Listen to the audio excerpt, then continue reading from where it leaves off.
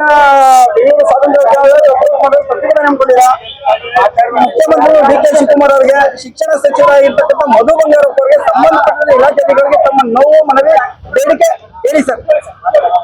ಆತ್ಮೀಯರೇ, ನಿಮ್ಮ ವಾಹಿನಿಯ ಮುಖಾಂತರ ಮಾನ್ಯ ಮುಖ್ಯಮಂತ್ರಿಗಳಿಗೆ ಹಾಗೂ ಶಿಕ್ಷಣ ಸಚಿವರಿಗೆ ವಿನಂತಿ ಮಾಡ್ತಿದ್ದೇವೆ. ಕರ್ನಾಟಕದಲ್ಲಿ ಕನ್ನಡ ಆಡಳಿತ ಭಾಷೆಯಾಗಿದೆ. ಹಂಗಾಗಿ ಆಡಳಿತ ಭಾಷೆಯ ಬೆನ್ನೆಲುಬಾದಂತ ಕನ್ನಡ ಶಾಲೆಗಳನ್ನ ಉಳಿಸುವಂತ ಕೆಲಸ ಆಗ್ಬೇಕಾಗಿದೆ. ಈಗಾಗಲೇ 2010ರಿಂದ ನಿರಂತರವಾಗಿ ನಾವು ಹೋರಾಟ ಮಾಡ್ತಾ ಬಂದಿದ್ದೇವೆ. ಕನ್ನಡ ಶಾಲೆಗೆ ಅನುದಾನವನ್ನ ಕೊಡಿ, 94-95 ತನಕ ಅನುದಾನ ಕೊಟ್ಟಿದ್ರು. ಆ ನಂತರ ಈವರೆಗೆ ಒಂದು ವರ್ಷ ಕೂಡ ಕನ್ನಡ ಶಾಲೆಗಳಿಗೆ ಅನುದಾನವನ್ನು ವಿಸ್ತರಣೆ ಮಾಡುವಂತ ಕೆಲಸ ಆಗ್ಲಿಲ್ಲ. ಹಾಗಾಗಿ ಆ ಅನುದಾನ ಕೊಡುವಂತ ಕೆಲಸವನ್ನ ತಾವು ಮಾಡಬೇಕು. ಯಾಕೆ ಅಂದ್ರೆ ನಮ್ಮ ಪಕ್ಕದ ಬೇರೆ ರಾಜ್ಯಗಳಲ್ಲಿ ನೋಡಿ, ಆ ಎಲ್ಲ ರಾಜ್ಯಗಳಲ್ಲಿ ಎಷ್ಟೊಂದು ಭಾಷಾಭಿಮಾನ ಇದೆ. ಈಗ ನಮ್ಮ ಪಕ್ಕದ ಮಹಾರಾಷ್ಟ್ರವನ್ನ ನೋಡಿ, ಮಹಾರಾಷ್ಟ್ರದಲ್ಲಿ ಕಳೆದ ಅವಧಿನಲ್ಲಿ 9,000 ಕೋಟಿ ಉತ್ಪ್ರೇಕ್ಷೆ ಅಲ್ಲ ಇದು. ಇದಕ್ಕೆ ದಾಖಲೆ ಕೂಡ ನಾವು ಕೊಡ್ಲಿಕ್ಕೆ ನಾವು ತಯಾರಿದ್ದೇವೆ. ನಮ್ಮ ಹತ್ರ ದಾಖಲೆ ಇದ್ದಾವೆ.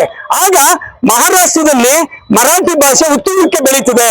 ಆದ್ರೆ ಇಡೀ ಪ್ರಪಂಚ ಭಾರತ ದೇಶದಲ್ಲೇ ನಮ್ಮ ಕನ್ನಡ ಭಾಷೆ 8 ಜ್ಞಾನಪೀಠ ಪ್ರಶಸ್ತಿಯನ್ನು ಪಡೆದಂತ ಭಾಷೆ.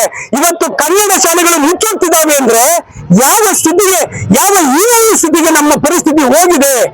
ಈ ರಾಜ್ಯದಲ್ಲಿ ಅತ್ಯಂತ ಕನಿಷ್ಠವಾದಂತ ಜೀವನವನ್ನ ಯಾರು ಒಂದು ಪಂಗಡ ನಿರ್ವಹಣೆ ಮಾಡ್ತಿದ್ದಾರೆ ಅಂದ್ರೆ ಅದು ನಮ್ಮ ಕನ್ನಡ ಶಾಲಾ ಶಿಕ್ಷಕರು. ಯಾಕೆಂದ್ರೆ ಈ ಶಾಲೆಗಳನ್ನ ನಡೆಸೋದು ಅಷ್ಟು ಸುಲಭ ಅಲ್ಲ. ಸರ್ಕಾರ 4.5 ಲಕ್ಷ ಕೋಟಿ ಬಜೆಟ್ ಅನ್ನು ಮಂಡಿಸಿದಂತ ಸರ್ಕಾರಕ್ಕೆ 400 ಕೋಟಿ ಕೊಟ್ಟು ಕನ್ನಡ ಶಾಲೆ ಉಳಿಸ್ಲಿಕ್ಕೆ ನಿಮ್ಗೆ ಆಗ್ಲಿಲ್ಲ ಅಂದಾಗ ನೀವು ಯಾವ ಕನ್ನಡದ ಅಭಿಮಾನಿಗಳು? ನೀವು ಯಾವ ರಕ್ತದಲ್ಲಿ ಕನ್ನಡ ಇದೆ?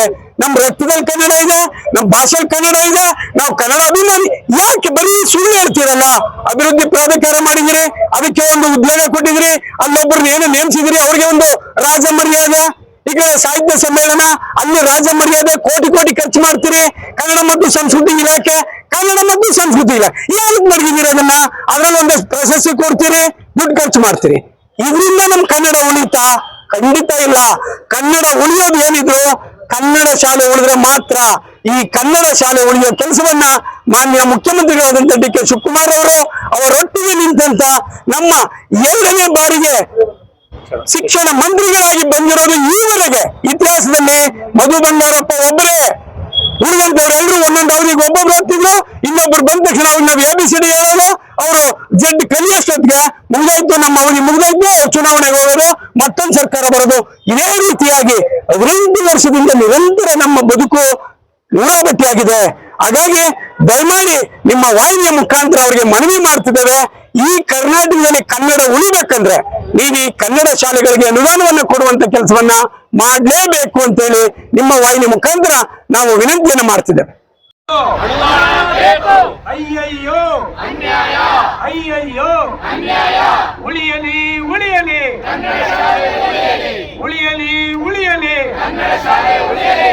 ಬೇಕೇ ಬೇಕು, ಬೇಕೇ ಬೇಕು, ಬೆಳೆಯಲಿ ಬೆಳೆಯಲಿ ಕನ್ನಡ ಶಾಲೆಗಳಿಗೆ, ಕನ್ನಡ ಶಾಲೆಗಳಿಗೆ ಬೇಕೇ ಬೇಕು.